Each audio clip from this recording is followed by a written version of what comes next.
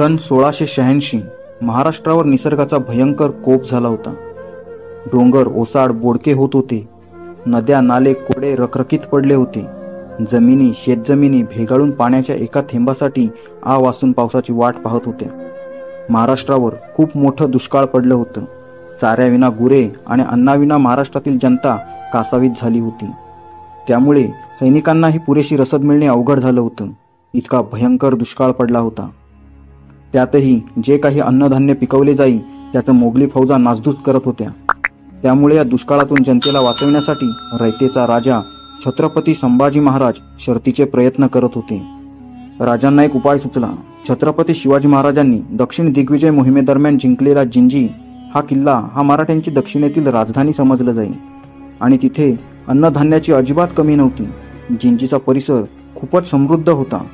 शंभूराजांनी जिंजीचा किल्लेदार हर्जीराजे यास पत्र लिहून शक्य तितका अन्नधान्याचा साठा वेळोवेळी महाराष्ट्रात रवाना करण्याचा आदेश दिला।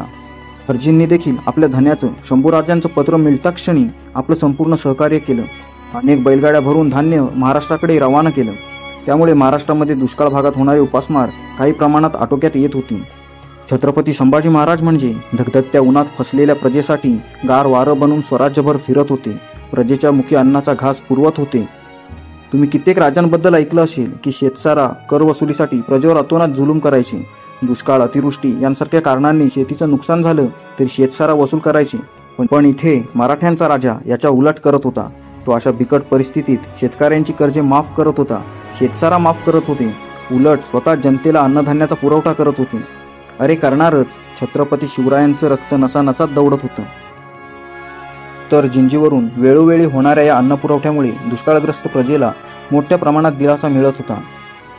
मात्र ही सर्व बातमी औरंगजेबपर्यंत पोहोचली आणि आपल्या व्यतिरिक्त इतरांचं भलं होताना पाहू शकेल तो औरंगजेब कसला। मराठ्यांना आणि त्यांच्या राजाला कात्रीत पकडायची नामी संधी आहे। स्वराज्य हस्तगत करायचं असेल तर आधी जिंजीची रसद तोडली पाहिजे। ह्यासाठी दक्षिणेतील म्हैसूरचा राजा चिक्कदेवराय यास औरंगजेबाने पत्र लिहिलं आणि मराठ्यांची रसद तोडण्याचा आदेश दिला। राजा चिक्कदेवराय आणि मराठ्यांची जुनी शत्रुता होती।